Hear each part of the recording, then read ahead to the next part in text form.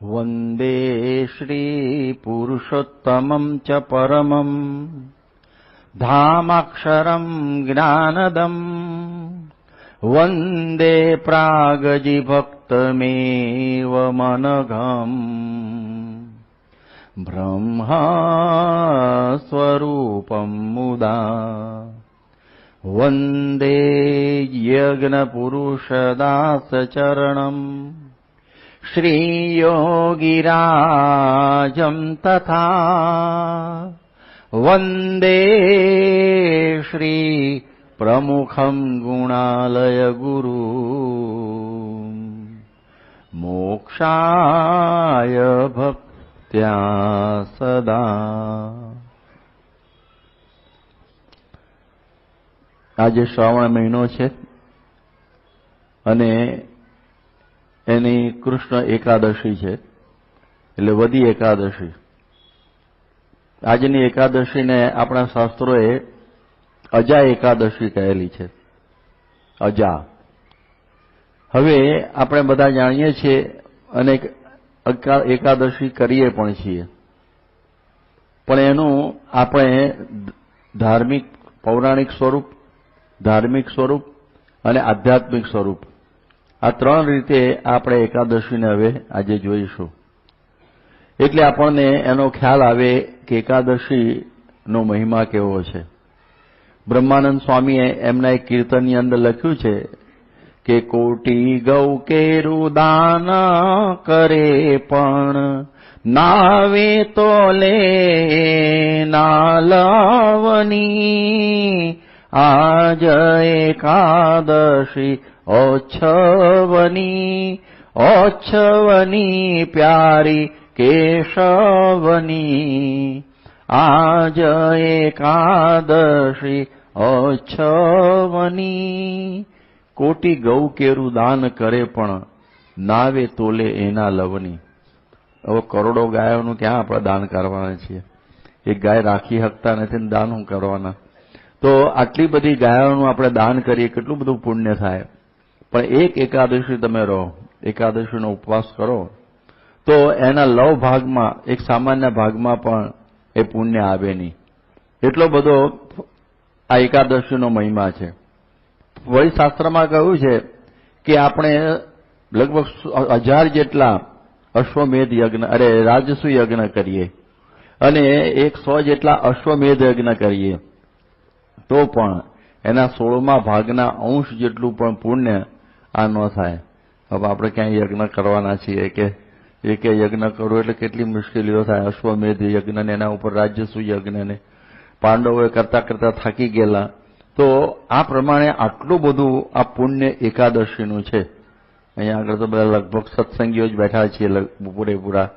હવે આપણે બધા એકાદશી તો કરીએ જ છીએ. એકાદશીમાં 3 પ્રકાર છે. એક તદ્દન નિર્જળા કરવાનો હોય છે, એટલે જેમાં પાણી પણ ન પીવે. એવી એકાદશી આપણા સંતો અને હરિભક્તો પણ અમુક સારી રીતે કરે છે. બીજી એકાદશી છે નકોરડી કહેવાય છે, જેમાં પાણી પી શકાય પણ ફરાળ કરાય નહીં.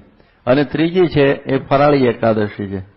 ખરી રીતે ફરાળીમાં તો શું હોય કે સવારે 2 કેળા ખાઓ, બપોરે 2 કેળા ખાઓ, સાંજે 2 કેળા ખાઓ અને કંઈક તમે દૂધ પીવો સવાર ને સાંજ. મને નથી લાગતું કે મરી જાય માણસ બીજે દાડે. મરે આટલામાં ના મરી જાય, પણ આપણે એટલી શ્રદ્ધા રહેતી નથી અને એટલું બધું ફરાળ કરી નાખીએ છીએ. બાસુદી ફરાળમાં આવે, ફ્રૂટ સલાડ ફરાળમાં આવે, પછી તમે જુઓ કેટલું બધું ફરાળની અંદર આવે છે અને હદ વગરનું ફરાળ થઈ જાય. તો એ કંઈ પછી એનો અર્થ નથી રહેતો. પણ તો આ સારું કે કંઈક તો કરે છે. હવે એમ કે છે કે એકાદશીને દિવસે અન્ન ખાવું એ માંસ ખાધા બરોબર છે, એ સમજીને આપણે રાજી રહેવું. પછી બીજું કે છે એકાદશીના દિવસે આપણે કરવાનું શું કહેવાય, જાગરણ કરવાનું. એટલે ઘણા આખી રાત પણ કરતા હોય છે, કોઈ 12 વાગ્યા સુધી કરનારા હોય છે. એ ફર્સ્ટ ક્લાસમાં કહેવાય. પછી દિવસે તો ઊંઘવાનું જ નહીં. અને પછી બીજા હોય એ ઝોલા ખાતા હોય, એટલે પછી એ સેકન્ડ ક્લાસમાં આવે. ત્રીજા ઓઢીને સુઈ જતા હોય અમારી ઉંમર પ્રમાણે, તો એ થર્ડ ક્લાસમાં આવે. યોગીજી મહારાજે આવી રીતે બધા વકલ પાડેલા છે યોગી મહારાજે. એટલે એમનો હંમેશા આગ્રહ નિર્જળા ઉપર જ રહેતો. પેલો માણસ મરી જાય એવો લાગે તો કે ના બાપા સ્વામી કહે એકાદશી કરો, વાંધો નહીં. પણ સ્વામી હવે રહેવાતું નથી, ઉનાળો બહુ છે, પાણી પીવું છે, કે સંધ્યા આરતી થાય ને ત્યારે એક પાવાળું પીજો. એટલે પેલો પછી એક ઘડો પી જાય. પણ આ પ્રમાણે આવી રીતની સ્વામીની આગ્રહની વાત, શ્રીજી મહારાજે રમૂજી વાત હતી. એના કાઠીઓ છે ને બધા, એને કહ્યું હવે એકાદશી આપણે રહેવાનું. એટલે આ હું આવ્યું પાછું નવું કે આ એકાદશીનું, એ કે નિર્જળા એકાદશી કરો બધા. હવે કાઠી સીધી નિર્જળામાં નાખ્યા.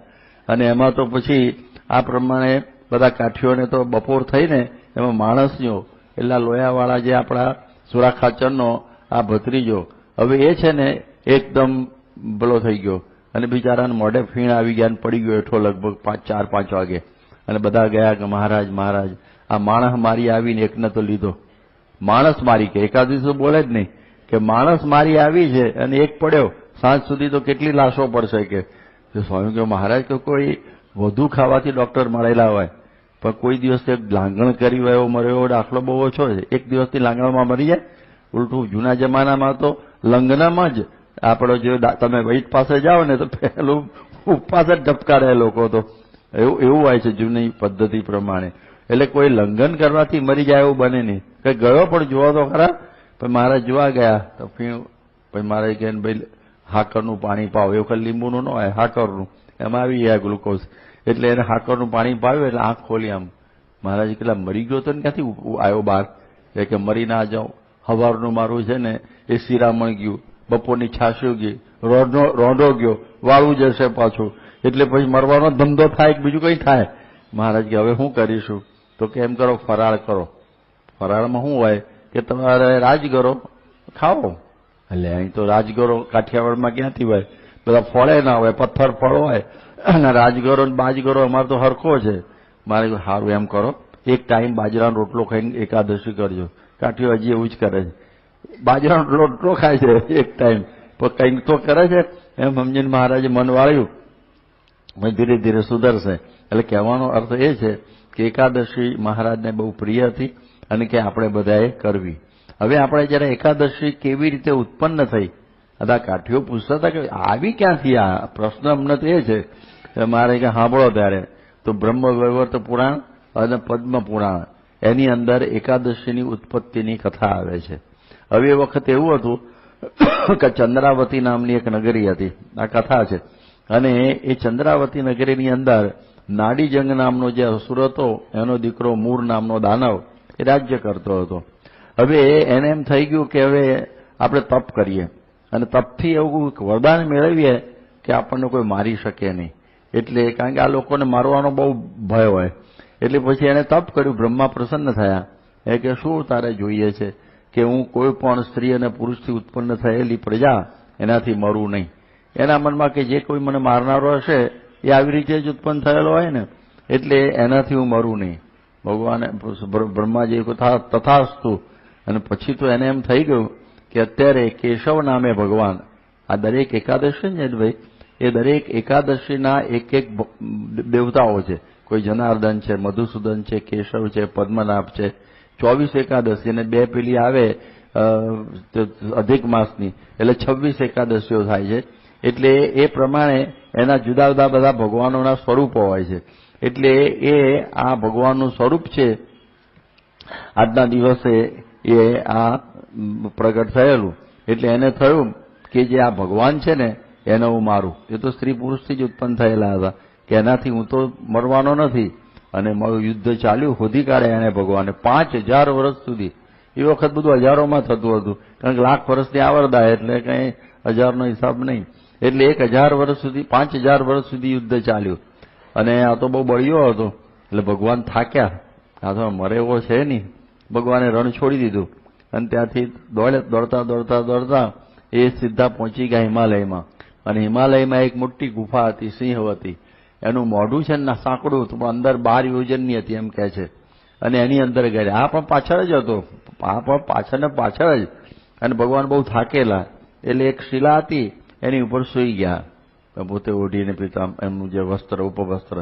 અને એ સમયમાં પેલો આમ પાછળ હોતો અંદર બેઠો. બન્યું એવું કૌતુક કે ભગવાન કેવી રીતે સૂતેલા ખબર છે? કે 10 ઇન્દ્રિયો અને 11મું મન એને અંતર સન્મુખ કરીને સૂતેલા. આપણે બધા ઊંઘીએ છીએ તો આપણું બધું મન ને બંધ ને બધું ચાલુ જ હોય.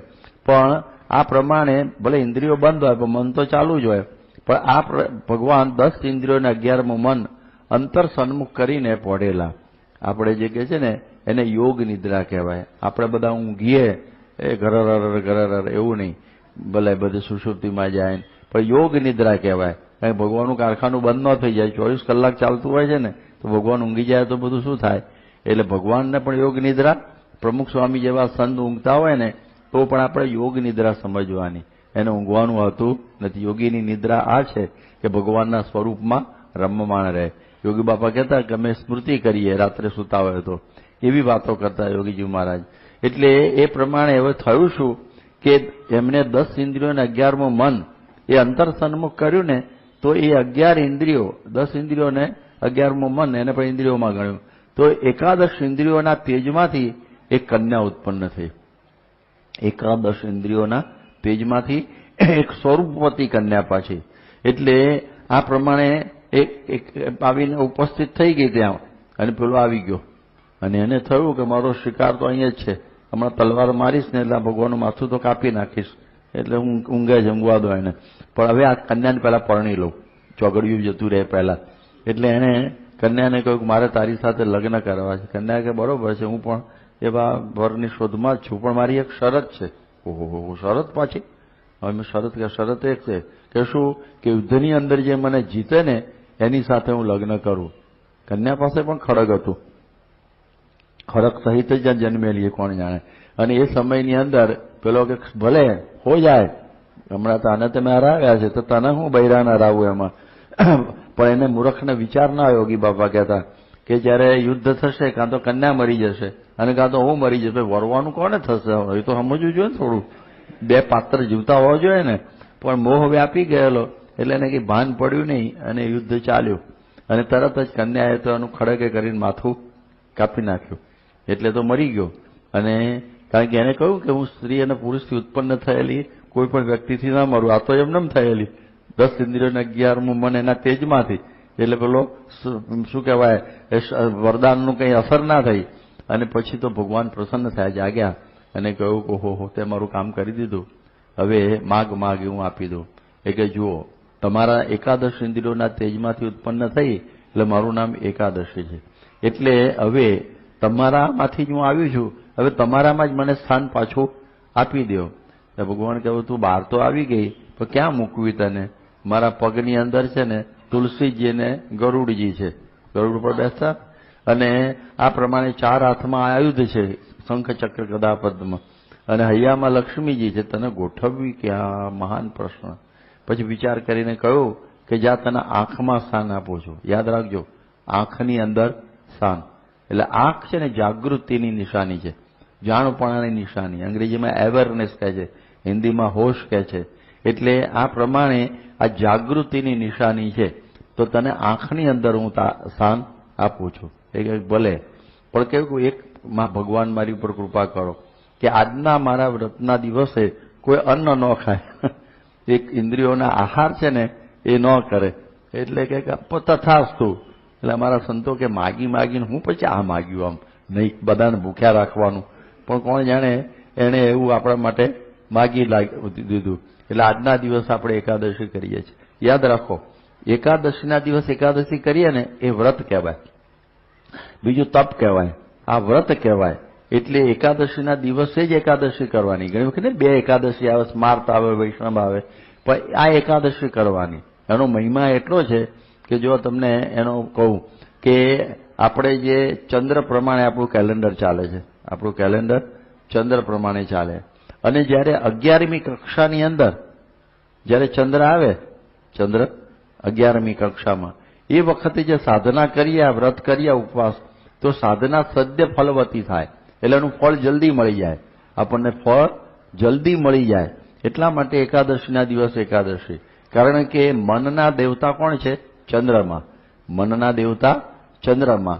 એટલે એ મનની સાધના છે ને, તો મનને કાબૂમાં રાખવાનું.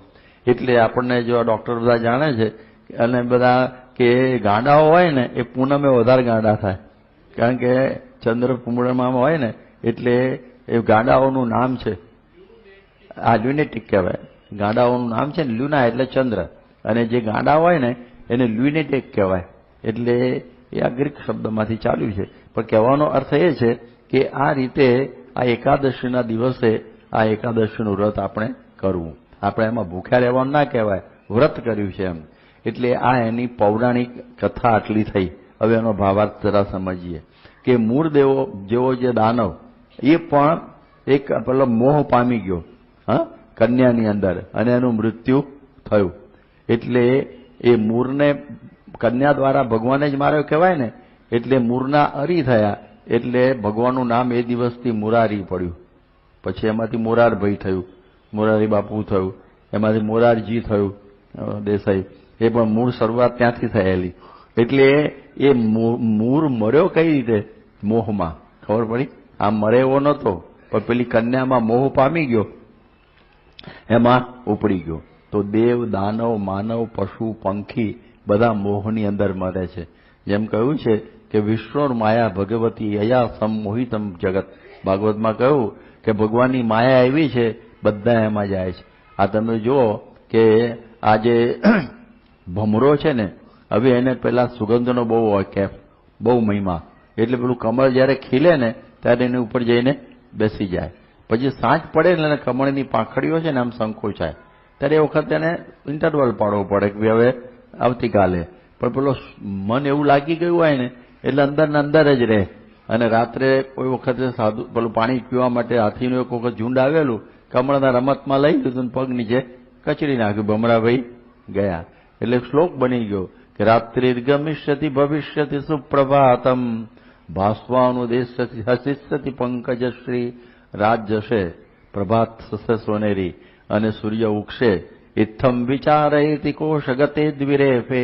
પેલા ભમરો અંદર પડેલો કમળમાં, આવું પડ્યો સુગંધ લેતો લેતો વિચારતો હતો. અને એ વખતે શું થયું? હા હંત હંત નલિનીમ ગજ મુજ્જહાર. હાથીએ લઈ અને પેલું મરી ગયા ને ભમરાભાઈ, મોહમાં મર્યો. મોહની અંદર ભમરો મર્યો. એવા બધા પ્રાણી પંખીઓનો છે. જેમ પેલું માછલું છે એ પેલા કાંટાઓમાં ઉપર અહીં પેલી લોટની ગોળી છે ને એ લેવા આવે અને અહીં આગળ ફસાઈ જાય. એટલે સ્વાદમાં કોઈ ગંધમાં. તમે જોજો ઘણી વખત લાઈટો એવી હોય છે ને, બધા પતંગિયા બધા ફુદ્દાઓ છે ને લાઈટમાં ખેંચાય અને પછી નીચે પડે. હવે ખબર છે બીજા બધાને કે જો અહીં ખેંચીને મરવાનું જ છે, તો એ જાય છે બધા. જોયું છે ને લાઈટો બધી સમારંભોની અંદર રાત્રે. તો આવું બને છે મોહની અંદર મૃત્યુ. એટલું સૂત્ર યાદ રાખવાનું, મોહમાં મૃત્યુ. રાવણ કોઈ રીતે મરે એવો હતો નહીં હો. પણ કેમ મર્યો?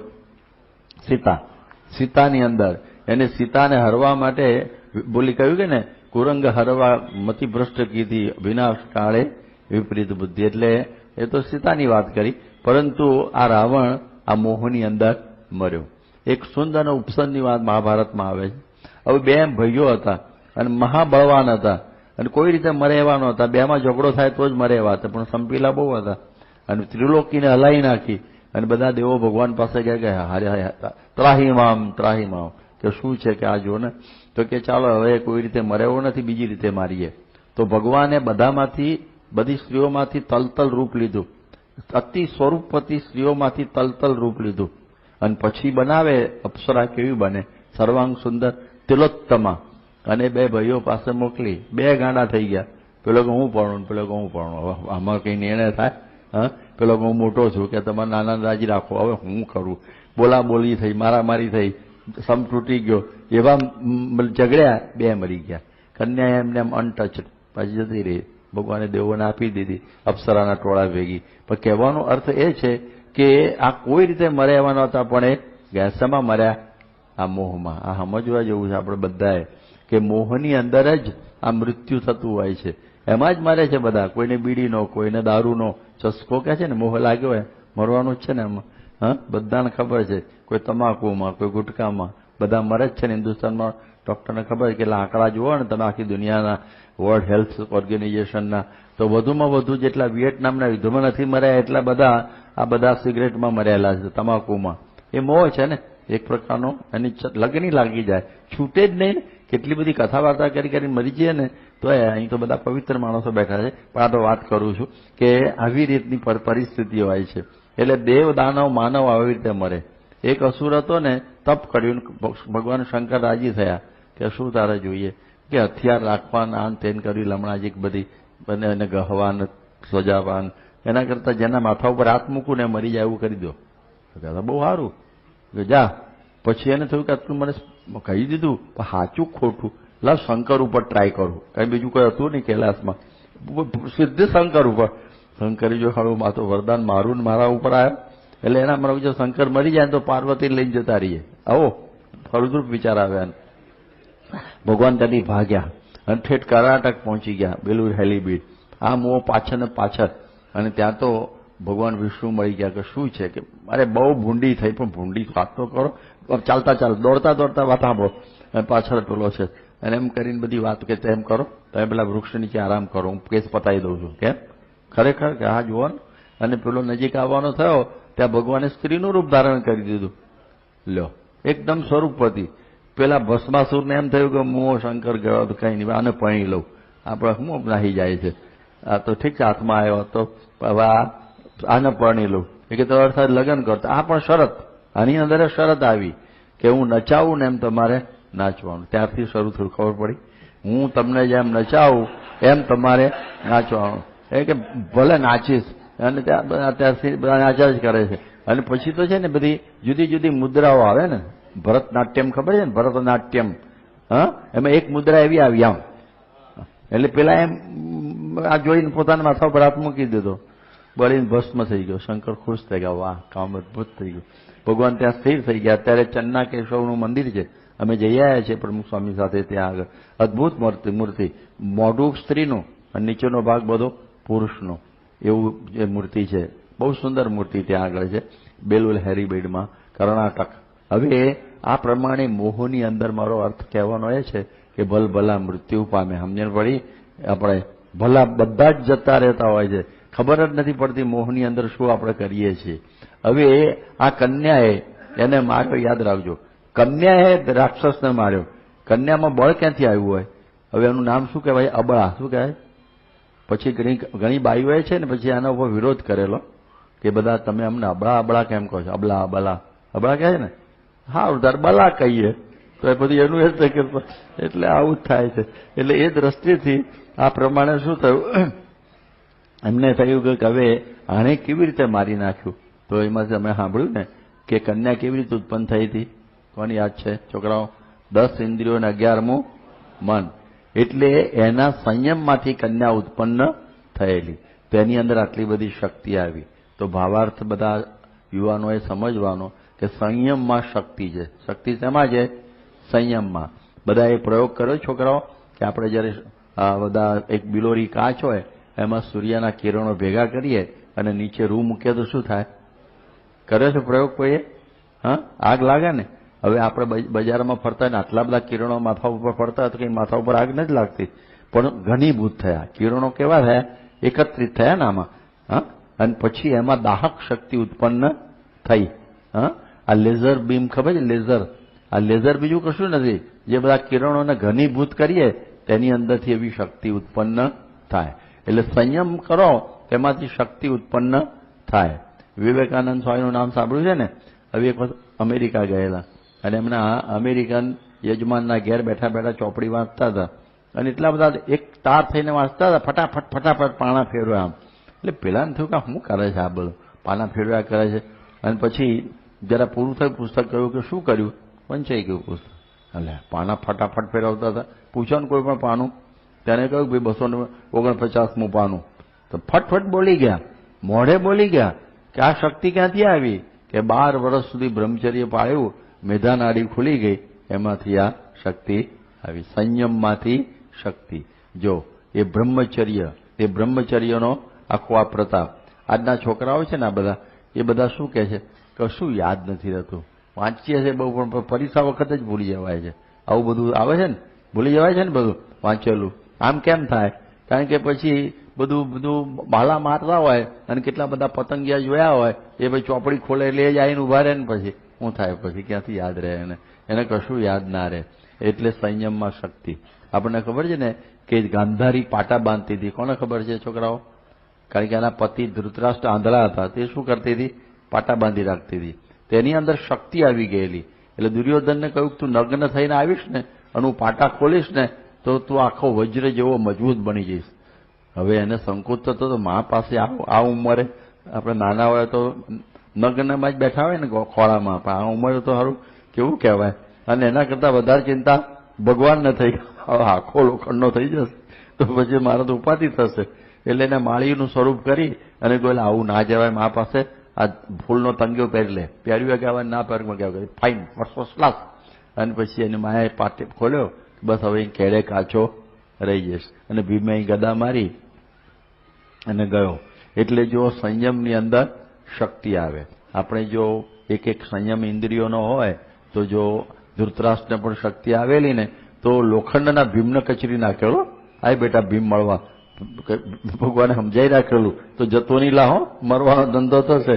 એટલે એને લોખંડનો ભીમ તૈયાર રાખેલો અને એવા બેટા ને કુચ્ચો કરી નાખ્યો. ભીમ કે સારું હું ગયો તો શું કરતા. એટલે સંયમમાં શક્તિ હોય. ઘણા તમે જુઓ ને આંધળા હોય છે પ્રજ્ઞાચક્ષુ, તે લોકો સંગીતમાં હોશિયાર હોય, બીજી કળામાં પાવરફુલ હોય, જોયા છે ને તમે. એટલે એક ઇન્દ્રિય બંધ થઈ ગયું ને તો બીજી ઇન્દ્રિયમાં ટ્રાન્સફર થઈ જાય. કન્ઝર્વેશન ઓફ એનર્જી આપણી અંદર જે હોય પડી હોય એ કોઈ નાશ નથી પામતી, એ પ્રમાણે એનો ઉપયોગ થઈ જાય. એટલે ગાવામાં હોશિયાર હોય આંધળાઓ, કોઈ જેમ ખોડવાળા હોય તો બીજામાં હોશિયાર હોય. એટલે એ દ્રષ્ટિથી આ સંયમમાં શક્તિ. આપણે અહીંયા આગળ જે બેઠા છીએ ને આપણે બધા જનરેટર છીએ. અત્યારે તો વીજળી આવી ગઈ, પહેલા કેવી રીતે વીજળી કરતા ખબર? અહીંયા આપણે સારંગપુર મંદિરમાં હતી, જનરેટર હતા, મશીનથી જનરેટર ચાલે અને જનરેટરમાંથી વીજળી થાય, બરોબર છે ને? તેવી રીતે આપણે પોતે જ જનરેટર છીએ. આપણામાં અનંત શક્તિ બધામાં રહેલી છે, તમારા મારામાં. પણ જેમ પાણીની મશક હોય અને પાણી ભરેલું હોય અને 11 કાણા હોય એના, ખબર છે પાણીની મશક? ખબર છે ને ભાઈ? અને 11 પાણી ભર્યા પછી એના 11 કાણા ખોલી નાખો તો શું થઈ જાય? ખાલી થઈ જાય ને. એવી રીતે આપણે પણ અંદર અનંત શક્તિ ભરેલી છે, અનંત આત્મજળ ભરેલું છે, આત્મબળ ભરેલું છે. પરંતુ આપણી જે 10 ઇન્દ્રિયો અને 11મું મન એને આપણે ખુલ્લું રાખી દીધેલું છે. એટલે બધું ખાલી ખટ હતા એવા ને એવા. કે બીડી છોડો નહીં બને, નહીં ફાવે, ગુટકો ઓ બાપા મરી જવાનો ધંધો. એટલે હાવ નાદાર બની ગયો માણસ. એટલે આપણે એક એક જનરેટર છીએ, આપણામાં અનંત શક્તિઓ ભરેલી છે. જો એને સંયમમાં રાખીએ તો સંયમમાં શક્તિ. આ એક સૂત્ર. આ થઈ પૌરાણિક કથા રહ્યું. હવે બીજી યાદ રાખજો.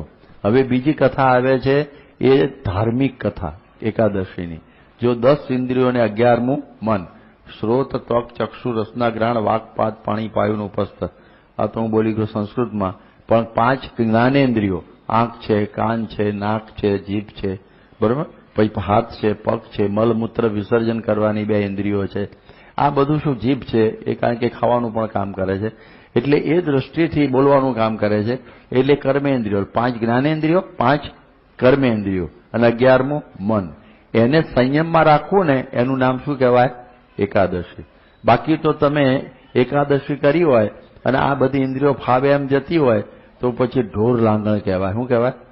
ઢોર લાંગણનો અર્થ ખબર પડી? ઢોરને તમે સવારથી નીર્યું ના હોય એકાદશી દાડે બીજા દિવસ સુધી આમ ભામર કરે, મને આપો મને આપો. એકાદશી તો થઈ ગઈ કહેવાય એની, પણ એનો કોઈ અર્થ નહીં, ઢોર જેવી થઈ ગઈ. એવી રીતે આપણે એકાદશી કરીએ અને બધું મોકળું રાખીએ તો એકાદશીનો અર્થ નહીં. આપણે એકાદશી આટલું સમજીએ છીએ કે મેં અન્ન ખાધું નહીં, મેં અન્ન ન ખાધું જાગરણ કર્યું. આનો આટલો જ આપણે એકાદશીનો અર્થ સમજીએ છીએ. પણ એકાદશીનો અર્થ આટલો નથી. એકાદશી એટલે બધી ઇન્દ્રિયોને વશ કરવાની. અને ઘણા કહેતા તો 15 દિવસમાં એક જ વખત આવે ને એટલે આટલું જ કરવાનું, પછી જેમ ફાવે એમ ફરવાનું. એવું નહીં. મહારાજે પ્રથમ 38ના વચનામાં કહ્યું કે 10 ઇન્દ્રિયોને 11મું મન વશ કરવા રૂપી જે એકાદશી ભગવાનના ભક્તે નિત્ય પ્રત્યે કરવી. શું કરવાની? નિત્ય પ્રત્યે, એટલે 12 મહિના. બાકી આ એકાદશી 15 દાડે આવે એ દિવસે આ જે પેટને જે છે ને અન્નનો આહાર ના આપવો, એટલે મશીન જરા સાફ રહ્યા કરે, બરોબર ને? પરંતુ બીજી ઇન્દ્રિયોને તો સંયમમાં રાખવી. જો હવે શ્રોત, આપણે કાનની એકાદશી યાદ રાખજો. કાનની એકાદશી બહુ અઘરી છે. આપણે કાને કરીને બધું સાંભળ કરીએ છીએ. સિનેમાના ગીતો સાંભળીએ, કોઈની નિંદા એ નહીં, કોઈની નિંદા જોઈએ, કોઈની નિંદાના વચનો સાંભળીએ એટલે એ બધું શું થઈ ગયું? એ આપણી એકાદશી તૂટી. સમજ પડી? આપણે જે બધું સાંભળીએ ને જુદું જુદું તો આપણી એકાદશી તૂટી કહેવાય. એટલે એ બરોબર ખ્યાલ રાખવું. આપણે જોઈશું કે આપણે એકાદશી કરીએ છીએ અને આપણા ગુરુ પરંપરા કેવી રીતે એકાદશી કરે છે એ બે સરખામણી કરવાની. હું યોગી બાપાના સાથે પણ ઘણો રહ્યો છું, 14 વર્ષ. પ્રમુખ સ્વામી સાથે પણ રહું છું. પણ હંમેશા એકાદશીના દિવસે જમતા હોય તો એ કથા વાર્તા, કંઈ ને કંઈક પ્રકાશ વંચાય, કોઈ પુસ્તક વંચાય, પણ બીજી લમણાજીક નહીં. એટલે એ કાનની પાક્કી એકાદશી. બીજા કોઈ નિંદાના શબ્દો સાંભળવાની. આપણે આમાંથી તકલીફ થાય. આ સત્સંગ પાછો પડી જાય છે ને એનું કારણ આ છે કે બધા શબ્દો પડે ને, શબ્દો બહુ બળવાન છે. અને એ જો સત્સંગને મોળાપના શબ્દો, આપણા ગુરુ માટે મનુષ્ય ભાવના શબ્દો આ સંસારમાં બરોબર થતું નથી. આ તો બધું આમ ચાલે છે, તેમ ચાલે છે. અત્યારે સ્વામીના બધા પોતાની મેળે જેમ ફાવે એમ ચલાવે છે. આવું બધું સાંભળીએ ને એ કચરો અંદર પેસી જાય. એટલે એ પ્રમાણે પછી નીકળવો બહુ મુશ્કેલ થાય. યોગીજી મહારાજની વાત ડોક્ટર સ્વામી ઘણી વખત કરે છે કે કંડારી ગામમાં મથુરભાઈ વૈદના ઘેર હતા અને એમણે કોઈ હરિભક્તોનું કંઈક જોયું હશે એટલે કે યોગી બાપાને જરા ફરિયાદ કરવી કે જુઓ કથા રમણભાઈ એમનું નામ. અને પછી ડોક્ટર સ્વામીને કહ્યું મારું તમને થોડી ખાનગી વાત કરી. સ્વામી હાથ પકડીને કે રૂમમાં ગયા અને પછી બેઠા કે બોલો. અને એમણે શરૂઆત કરી. સ્વામી પહેલા હરિભગત છે ને એ જરા આટલું બોલ્યા. યોગી મારે કશું બોલ્યા નહીં. બે કાનની અંદર આંગળી નાખી દીધી. પોતાની મેળે ઉભા થઈને સભામાં જતા રહ્યા. ગુરોસ્તુ મૌનમ વ્યાખ્યાતમ. અને ડોક્ટર સ્વામી સમજી ગયા કે આમાં પડવા જેવું નહીં. જે હશે એ જાણે. આપણે શું કામ માથાકૂટ કરવી? મારી જે સાધના છે, હું ને સ્વામી, સ્વામી બેઠા પાડે, હું દોરી તાણું, જગત કાણું, મારે હું લમણાજીકમાં પડવું? આવી એક સમજણ આવે ને તો એકાદશી કરી કહેવાય. બાકી તમે પછી આ બધી જુદી જુદી વાતોમાં ખેંચાઈ જાઓ તો પછી એકાદશી તૂટી ગઈ કહેવાય. અને એમાં કશું બળ અંદર આવે નહીં, કોઈ શક્તિ ના આવે, ઉત્પન્ન જ ના થાય ને. જ્યારે આ બધા આપણા ગુરુઓએ આ પાકી. અમારા હતા એક માવો ભગત ગુણાતીતાનંદ સ્વામીના વખતમાં. હવે પેલી ગાડું ચલાવતા હોય અને બૈરાઓ પણ બેઠા હોય, કારણ કે તો બિચારા ભગત હતા તો એમનામાં વાંધો નહીં, બૈરાઓનો બેસતા હોય બધા. તો એ વખત બધી જયારે લોક નિંદાની કારણ બૈરાઓ નવરા બેઠા જ કામ કરતા હોય એટલે એ તરત જ કાનની વૃત્તિ ખેંચી લેતા. હવે આપણને તો આવડતું નથી, કાનની વૃત્તિ ખેંચવાનું આપણને આવડતું નથી. પણ બીજું શું કરવું જોઈએ? ઊભા થઈ જવાનું. શું થવાનું? ઊભા થઈને ચાલવાનું. જવાબ આપી શકાય તો આપવાનો, ના આપે તો કંઈ વાંધો નહીં, લમણાજીમાં પડવા જેવું નથી. ઊભા થઈને આપણે પેલો સમજી જાય કે આના ગમ્યું નથી એટલે આપણે ઊભા થઈને ચાલતા જ થઈ જવાનું. એ સાંભળવાની જ નહીં વાત, એ સાંભળવાની જ નહીં. એટલે એમાં જ સુખ રહે. મને તો મારે પહેલાથી મને આ ફિટ જ થઈ ગયેલું છે યોગીમાના વખતમાં કે ઓછો સત્સંગ થાય તો ઓછો, પણ બીજાની ઉતરતા કહે છે ને ઉત્તમ પુરુષ મળે તો સંગ કરો, પણ ઉતરતાનો તો કરવો જ નહીં. માળા ફેરવીએ તો હોઈ જવું બોલવું હોય તો એમાં નુકસાન નથી એટલું બધું આના જેટલું. પેલું તો એક પેસી ગયો ને શબ્દ એ નીકળે નહીં. એટલે એ કાનની એકાદશી આ ઘનશ્યામ સ્વામી બહુ કહેતા. પછી એક શ્રોત, પછી ચક્ષુ. આપણે આંખ શ્રોત ત્વક, હા ત્વક એટલે ચામડીની એકાદશી. તમે જુઓ ભરતજી છે પેલા મૃગલા ઉપર હાથ ફેરવતા ફેરવતા શું થઈ ગયું? બીજો જન્મ શેનો આવી ગયો? મૃગનો આવી ગયો ને. એટલે સારા પદાર્થો, સારા વિષયોની અંદર મન લોભાય એ પણ મુશ્કેલી. અમે જોયું છે ગુણાતીતાનંદ સ્વામી એક ધાબળો રાખેલો, આમ શરીરમાં લોહી નીકળે, આપણે ઓઢ્યો હોય તો એટલો બધો ખૂંચે એવો. પણ એવી રીતે એ ગુણાતીતાનંદ સ્વામી એવું ઓઢતા. આપણે જે યોગીજી મહારાજને જાડું પેલું પાતળા કપડાનું કંઈ ધૂતિયું આપવાનું કર્યું હતું મુંબઈમાં તો મૂંઝવણ થઈ. અરે મારે જાડું પાતળું પહેરવું પડશે, પાતળું પહેરવું પડશે. પછી શાસ્ત્રી મહારાજ કહ્યું જાડું લાવો તો હરખું થશે. તો જુઓ એમને સારા પદાર્થોમાં કોઈ રૂચિ નહીં. અને આપણે તો બધું સારું સારું શોધવા માંડીએ એવી પ્રકારની પરિસ્થિતિ હોય. એટલે દાંતણ કરીને ફેંકી દેવાનું હોય તો પણ સારું જ શોધી આંખો બંધ કરીને પણ. એટલે એ સ્ત્રોત ત્વક ચક્ષુ. આંખની એકાદશી બહુ ભયંકર છે. આંખની એકાદશી છે ને એ તો બહુ જ ભયંકર છે. ગુણાતીતાનંદ સ્વામી કહ્યું કે સુરતમાં જમ્યા પછી રાતે સાંજે નજરા નાખવા ના જાય બજારમાં ત્યાં સુધી ખાધું પચે નહીં. ત્યારે આંખનું એવું છે. જો ગુણાતીતાનંદ સ્વામી સુરતમાં હતા અને જ્યાં ઉતારો તો સામે એક પેલું વાંદરું બાંધેલું નીલ, બધાએ જોયેલું, કોણે નહીં જોયેલું? ગુણાતીતાનંદ સ્વામી. આંખ કેટલી સંયમમાં હશે. એકદમ આંખ નિયમની અંદર. યોગી મારા સાથે હું તો ઘણો રહ્યો. એ આમ માળા લઈને બેઠા હોય આંખો બંધ કરીને નગરયાત્રામાં, ઊંચું જોવે જ નહીં ને. સ્વામિનારાયણ સ્વામિનારાયણ સ્વામિનારાયણ. એકદમ સંયમની અંદર આ ભગતજી મહારાજ દેવાંગના જેવી નાગર બાઈઓના કપડાં સીવતા, ઊંચી આંખ કરીને કોઈને સામું જોતા નહીં. એ તો બધા ગામવાળાએ કહેતા કે ખરેખર આ પ્રાગજી ભગત. તો આ આપણી પરંપરા છે.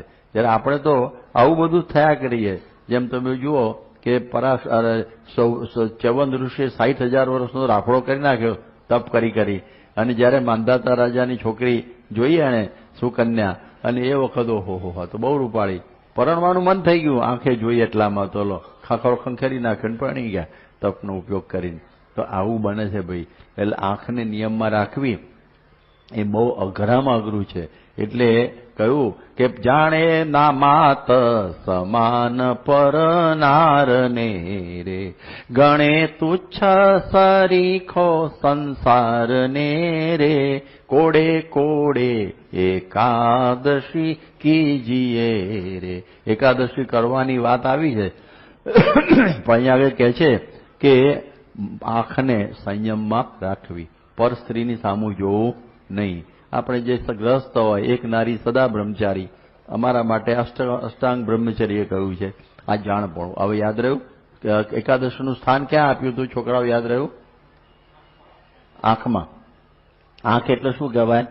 જાગૃતિ, જાણપણું રાખવાનું. જો ચ્યવન ઋષિ જાણપણું ચૂકી ગયા, પરાશર એ પણ જાણપણું ચૂકી ગયા અને મત્સ્યગંધાના સાથે સંબંધ બાંધી દીધો, એનું રૂપ જોઈને પેલા થઈ ગયા. એટલે જાણપણું ચૂકી ગયા. એકાદશી ક્યાં બેઠી છે? આંખમાં બેઠી છે. એટલે આંખમાં જાગૃતિ છે, એટલે જાણપણું રાખવું જોઈએ. આ એકાદશીની વાત આ સમજવાની. એ જાણપણું ચૂકાઈ જાય એટલે ગયા સમજો. એટલે એકાદશી આજના જમાનામાં આંખને કાબૂમાં રાખવી બહુ અઘરી છે. આજે તમે જો ઇન્ટરનેટ આવી ગયું, જે તમે આમ એક સેકન્ડમાં દબાવો ને, નહીં જોવાનું બધું અંદર આવી જાય, તરત જ આવી જાય ને, કે વાર જ ના થાય. અને પછી કેટલી બધી મુશ્કેલીઓ પછી મનમાં ઊભી થઈ જાય. એટલે આ બહુ સમજવાનું. એક ભાઈ હતો ને મને મળ્યો અને કહે કે મેં તો આજે બરોબર પાક્કી એકાદશી કરી. મેં શું લા પાકી? આખી રાત જાગરણ. મેં બહુ ભારે કહેવાય યાર, કેવી રીતે કર્યું? અરે બધી વિડીયો લઈ આવ્યો લાઇબ્રેરીમાંથી, 10-15 વિડીયો જોઈ જ નાખી, જે થાય કરી. મેં ના કીધું હુઈ ગયો તો સારું થાય. તો હું મારું હવે એમાં કે એકાદશી થઈ કહેવાય? આપણે ઘણી વખતે છે ને, આજે મારાથી બિસ્કિટ ખવાઈ ગયો, એકાદશી તૂટી ગઈ. આ સિનેમા જોઈ ગયો, એકાદશી ના તૂટી કહેવાય? હા, એ આપણને સમજણ પડતી નથી. હવે સમજણ પડી એકાદશીનો અર્થ? પેલી હું પછી છેલ્લે પાછું કહીશ. એટલે આવા બધા પ્રસંગો મને, એટલે આંખને નિયમમાં રાખી. શ્રોત્ર તો કે ચક્ષુ રસના, એ તો વળી એનાય ચડી જાય આવી. આ જીભને વશ કરવી ને એ તો અતિ કઠણ છે. જીભને વશ કરવી, કારણ કે જીભના બે કામ છે, કર્મેન્દ્રિય છે ને જ્ઞાનેન્દ્રિય છે. રસને પારખે છે અને બોલ પણ કરે છે. તો આપણે બધા જુદા જુદા રસ, એકલ શૃંગી છે એને રસની અંદરથી આસક્તિમાંથી પતન થયું. એવી રીતે આપણે પણ જોઈએ ને કે સર્વ ઇન્દ્રિયો જીતવી, એમાં રસના ઇન્દ્રિય વિશેષ જીતવી. લવ્યો દરજી હતો ને, એને પણ એની પત્નીને પેલા રીંગણા લાવીને મૂક્યા, પટેલે આપે કે તું પેલું બનાવી છે રવૈયાવાળું શાક, પણ એને વળી દાળ વહી દીધેલી, એ હાજર રાખીશું. જે લવ્યાને ગુસ્સો ચડ્યો જમવા આવ્યો ત્યારે, એના કરતા તો હાંગા પટેલના કુવામાં બુડી મરી હોત તો સારું થાત. અને બાઈ પછી જય કરનાર કહીને પડી. અને પછી 12 વર્ષે એ બીજું બૈરું કરતા એને 1200 રૂપિયા થયા ત્યારે પત્તો પડ્યો. 12 વર્ષે વગાર બેઠો લ્યો, એના કરતા હાં સુધી ખમ્યો હોત તો.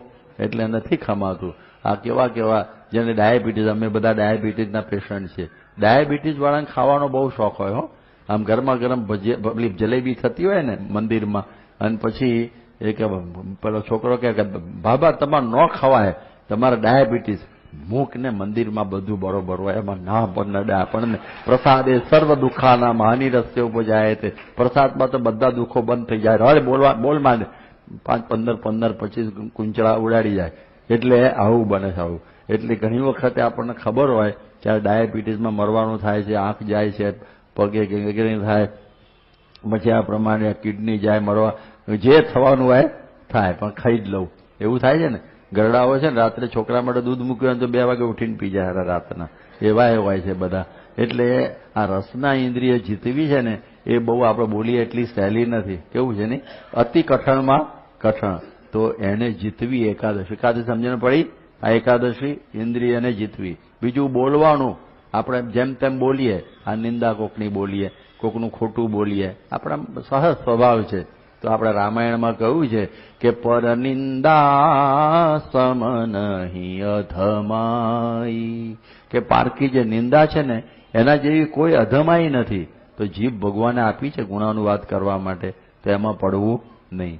એટલે આ 10 ઇન્દ્રિયોને ખબર પડી ને કે સંયમમાં રાખવું. એટલે કે છે કે મધ્ય માંસ હરામ જેને નવ ખપે રે, જીવે રાત દિવસ પ્રભુને ભજે રે, હરિજન હોય તે હરિને ભજે રે, વ્રત એકાદશી તે કેદી નવતજે રે, હરિજન હોય તે હરિને ભજે રે.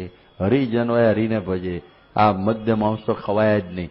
આ બધા અત્યારે જુઓ સુરતમાં બધા ઈંડાની લારીઓ થઈ ગઈ છે, થઈ છે ને, આમલેટની. હવે હોય કોદાળો કાઠિયાવાડીમાં મારું થઈ ગયું છે બધું. તો આ બધું રસનો પ્રભાવ છે. પગ બધા ગમે ત્યાં જતા હોય, ગમે તે જગ્યાએ હાથમાં પણ ગમે તેમ ફેલફતુર કરતા હોઈએ, અને આવું બધું થાય છે. અને મનને વશ કરવું. આપણે જોઈએ મનને, પેલા વાત ભૂલી ગયો કે આપણા સદગુરુઓ કેવી રીતે રસના ઇન્દ્રિયને વશ કરેલી. એ પેલા 2 પ્રસંગો કહી દઉં તો ખબર પડે કે આજે મેં જોયું જેમ ગુણાતીતાનંદ સ્વામી હું જમતા હતા ખબર છે, બાજરાનો રોટલો અને છાશ.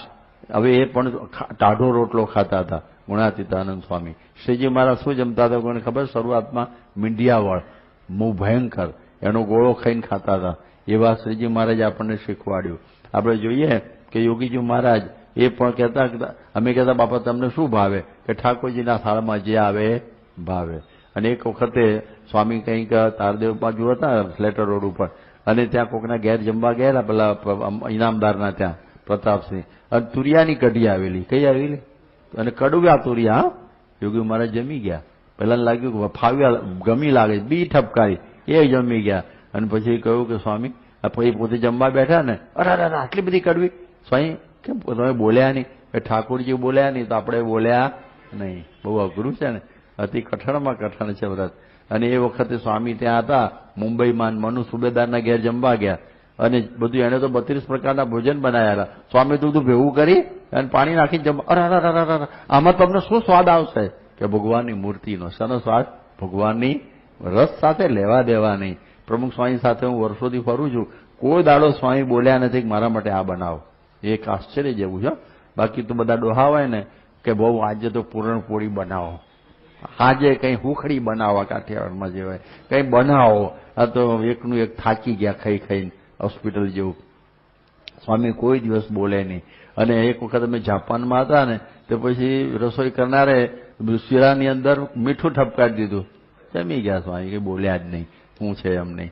પછી કે આ બધું કેવું? ત્યારે આપણે પછી અમે જયારે ફરીથી જાપાન ગયેલા 1992માં, તો બધી બોટલો હતી ને બધી પેલી બધા ડબ્બા, એની ઉપર મોટા મોટા અક્ષરે લખ્યું મીઠું સાકર. કે આમ કેમ? કે ભૂલ ના થાય ને ફરી તમને આવવા જોઈએ. એટલે અમે બદલાઈ ગયા અમે તો. એટલે આવી પ્રકારે આ પરિસ્થિતિ થાય છે. પ્રમુખ સ્વામી એક વખતે મહેસાણા બાદ અને કડવી કાકડી, કોઈ બોલ્યા જ નહીં, ખાઈ જ ગયા. એક વખતે કંઈ બહારીન માતા રીંગણાનું શાક હતું અને એ પણ મીઠા વગરનું, બોલ્યા વગર ખાઈ ગયા. નડિયાદમાં ઉકાળો, એમાં ખાંડ નહીં, બોલ્યા વગર ખાઈ ગયા. એક નવી ઘંટીનો લોટ હતો એટલે કરકર કર, એની રોટલી કરકર કર કરતી ખાઈ ગયા. એ બોલે જ નહીં કોઈ દિવસે. આપણને બહુ આશ્ચર્ય થઈ જાય. એટલે આ રસના ઇન્દ્રિયને જીતવી અને મનને જીતવું ને તો બહુ અઘરું ભાઈ. એમાં કહું મનને જીતવું એટલે એ દિવસે કામ ક્રોધાથી ગુંડાગાઢ થવા દેવા નહીં. જો સગ્રામ વાઘરી હતો, એને શું મળેલું રસ્તામાં? હવે ચાંદીનો તોડો જોયો ને, પણ એને લીધો નહીં. કારણ શું?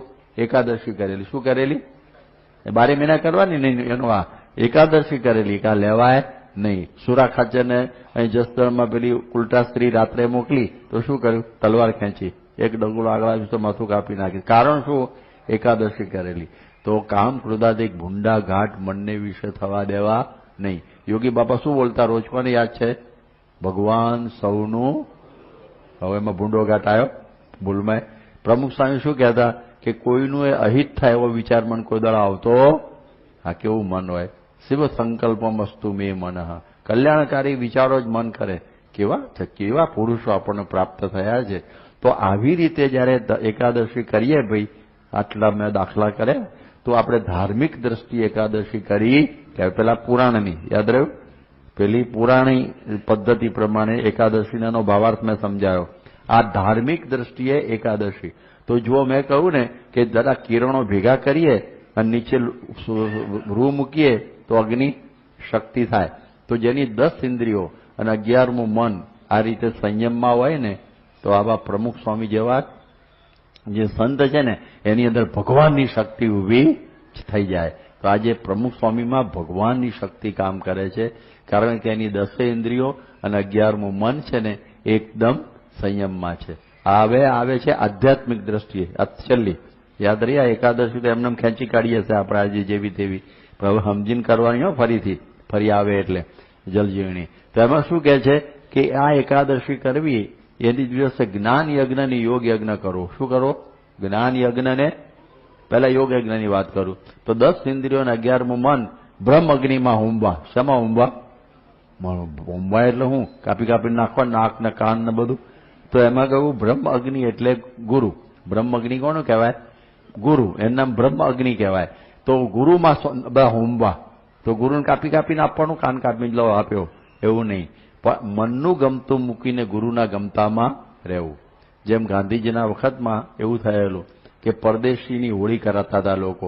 પરદેશી નોકરીઓ નહીં, પરદેશી કપડાં નહીં, પરદેશી બધું ખાણીપીણી નહીં. એટલે એ ગાંધીને ગમતું નહોતું, એટલે એ બધું લોકો હોમ કરતા, એટલે છોડી દેતા. એવી રીતે સ્વામીને ટીવી ગમતું નથી, બજારો ખાણીપીણી ગમતી નથી, આટા મારવાના ગમતા નથી ખોટા. તો એ પ્રમાણે એમને જે ન ગમતું હોય ન કરવું, એટલે પોતાનું મનગમતું મૂકી અને ગુરુના ગમતામાં રહેવું, એનું નામ યોગ યજ્ઞ. યાદ રહ્યું? પોતાનું મનગમતું મૂકીને ગુરુના ગમતામાં રહેવું, એનું નામ હોમ્યું કહેવાય. આપણે છોડ્યું કહેવાય ને કે ટીવી મને બહુ જ ગમે છે, પણ હવે સ્વામી ના પાડે સ્વાહા. પછી કે મને બજારના બધા પેલા શું કહેવાય વડા આવે છે ને, દાલ વડા, એ મને બહુ જ ભાવે, દાબેલી બધું બહુ ભાવે, પણ સ્વામી ના પાડે સ્વાહા. એટલે આ એને હોમ્યું કહેવાય. ખબર પડી? એ જ્ઞાન યોગ યજ્ઞ. જ્ઞાન યજ્ઞ એટલે શું? આ કથા વાર્તા હું અત્યારે કરું છું, તમે સાંભળો છો, એ શું કહેવાય? જ્ઞાન યજ્ઞ. એ અંતરદ્રષ્ટિ કહી છે જ્ઞાન યજ્ઞ. પછી યજ્ઞ કરે ને ભાઈ, ત્યારે છેલ્લી પૂર્ણાહુતિ આવે. શું આવે? યજ્ઞની પૂર્ણાહુતિ આવે ને પછી શું અંદર હોમ છે? નાળિયેર હોમ છે ને. તો એમ કહેવાય છે કે સાચું યજ્ઞ ક્યારે થયો કહેવાય કે યજ્ઞ નારાયણ પોતે પ્રગટ થાય અને પેલું બીડું હોય ને નાળિયેર એ જાતે આમ લઈ લે, તો સમજવું તમારી એકાદશી બરોબર પાકી થઈ. તો જ્યારે પોતાનું સ્વરૂપ જે બ્રહ્મ એને વિશે પરબ્રહ્મ પ્રગટ થઈ આવે એટલે સમજવું કે એકાદશી પૂરી. હવે સમજણ પડી? પોતાનું સ્વરૂપ જે બ્રહ્મ એને વિશે જેમ પરબ્રહ્મ પ્રગટ થઈ આવે, જેમ એકાદશી કરતા કરતા કરતા બધી ઇન્દ્રિયો વશમાં આવી જાય અને પછી એમાંથી બ્રહ્મ પરબ્રહ્મ પ્રગટ થઈ જાય. એટલે બધા એકાદશીનું પેલું ઉજવણા કરે છે ઉદ્યાપનમ. એટલે હું બધું કે મેં 40 વર્ષ સુધી એકાદશી કરી, હવે ઉજવણું છૂટ્યા લપમાંથી. એવી રીતે ના થાય, ભગવાન પ્રગટ ના થાય એમાં. એટલે પોતાનું સ્વરૂપ કોણ છે? પ્રમુખ સ્વામી. અત્યારે આપણે એમને પ્રમુખ સ્વામી તરીકે રોજ જોઈએ છે ને, પરંતુ એ પ્રમુખ સ્વામી ના દેખાય, સાક્ષાત શ્રીજી મહારાજ દેખાય, સમજવું કે એકાદશી પૂરી. પછી તો અહીં તો દેખાવાના છે ને ત્યાં દેખાય છે. એટલે આપણને પ્રમુખ સ્વામી ના દેખાય, મહારાજ જ દેખાય અંદર. આખા એના એ જ દેખાય, આ સ્વરૂપ બંધ થઈ જાય તો સમજવું કે એકાદશીનું વ્રત પૂરું થયું કહેવાય. એટલા માટે કહ્યું ને કે જાણે જીવ ઈશ્વરના જાણે મર્મને રે, રટે બ્રહ્મ થઈને પર બ્રહ્મને રે, હરિજન હોય તે હરિને ભજે રે, વ્રત એકાદશી તે કે દિનવત જે રે. કે જીવો માયા ઈશ્વરના જાણે મર્મને રે અને રટે બ્રહ્મ થઈને પર આવી ગઈ ને. આ એકાદશી આધ્યાત્મિક થઈ ગઈ ને, આધ્યાત્મિક એકાદશી. એટલે આ એકાદશી આપણે કરવાની છે. આપણે જરા જોઈએ કે આવી જયારે એકાદશી થાય કે જેમાં આપણને પ્રભુ પ્રગટે ત્યારે એકાદશી. આ તો જન્મ જન્મની થઈ ગઈ. એટલે જેમ એના પદમાં કહ્યું ને કે સફળ ફળી હું તો હરિને મળી, આજ એકાદશી સફળ ફળી, બ્રહ્માનંદ કહે હરિવાર વરતા મળતા, બ્રહ્માનંદ કહે હરિવાર મળતા, જન્મ મરણ કેરી શંકાટળી, આજ એકાદશી સફળ ફળી. સફળ ફળી ક્યારે કહેવાય? કે જ્યારે ભગવાન મળે ત્યારે, ભગવાનની પ્રાપ્તિ થાય ત્યારે આપણને સમજવું કે એકાદશી પૂરી થઈ. એટલે હવે આના ઉપરથી તો ખબર પડી, આટલી બધી મેં મગજમારી કરી, એમાંથી આટલું સમજાયું કે આપણે એકાદશી નિર્જળા કરો કે પછી તમે ફરાળ કરો. એ તો સૌની શક્તિ પ્રમાણે છે, કારણ કે બધાથી કંઈ નિર્જળા થતી નથી. એટલે ભલે ફરાળ કરો કે પછી તમે નકોડી કરો, પણ કરીને આ કરવાનું છે. પૌરાણિક દ્રષ્ટિએ, ધાર્મિક દ્રષ્ટિએ અને આધ્યાત્મિક દ્રષ્ટિએ જ્યારે એકાદશી કરીએ ત્યારે સાચી એકાદશી થઈ કહેવાય. એટલા માટે એકાદશીની કથાઓ તમે વાંચો છો ને, પેલી ચોપડી આવે છે અને એમાં એમ લખે છે કે ફલાણા ઋષિને, ફલાણા રાજાને, ફલાણા મનુષ્યને આ એકાદશી જેવી ફળી એવી અમને ફળો. તો આજે એકાદશી પ્રમુખ સ્વામીને ફળી છે, કારણ કે એમનામાં ભગવાન પ્રગટ છે, એમનામાં ભગવાન પ્રગટ છે. તો આપણે પણ એમ કહેવાનું કે સ્વામી તમને જેવી એકાદશી ફળી છે એવી અમને બધાને પણ ફળો. એટલે અમારામાં ભગવાન પ્રગટ થઈ જાય. અને સ્વામી એ જ કામ કરે છે. આજે રાત દિવસ ફર્યા, અત્યાર સુધી જો 17,000 ગામડા ફર્યા, બરોબર, 2.5 લાખ ઘરોમાં ગયા. હું ઘણી વખત આ વાત કરું છું. આટલું બધું દેશ વિદેશમાં ફર્યા, શાના માટે ફર્યા છે? એકાદશી કરાવવા. આપણી જે બધી ઇન્દ્રિયો છે, 10 ઇન્દ્રિયો અને 11મું મન, એને ભગવાન સન્મુખ કરવા માટે સ્વામી કેટલું ફર્યા. અને ખરેખર એ પાછું થયું છે. આજે તમે જુઓ આદિવાસીઓ કેવા સુધરી ગયા, યુવાનોની વૃત્તિ કેટલી નિર્મળ થઈ ગઈ. હમણાં ષષ્ઠી પૂર્તિ થઈ હતી, એમાંથી કોણ ગયેલા? ષષ્ઠી પૂર્તિમાંથી આમાંથી ઘણા બધા ગયા છો. તો ષષ્ઠી પૂર્તિમાં 60,000ની સંખ્યા છોકરા છોકરીઓની ભેગી થયેલી.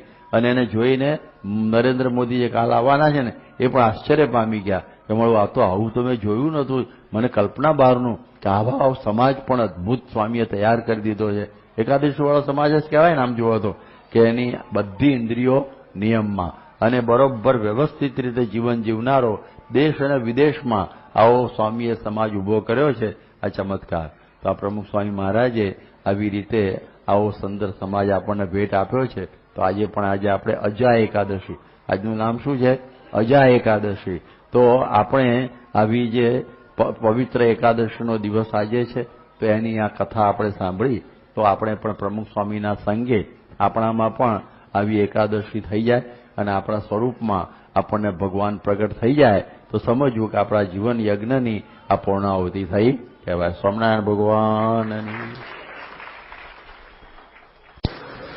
વિશ્વ વિખ્યાત ડિવાઇન ટચ ગ્રુપ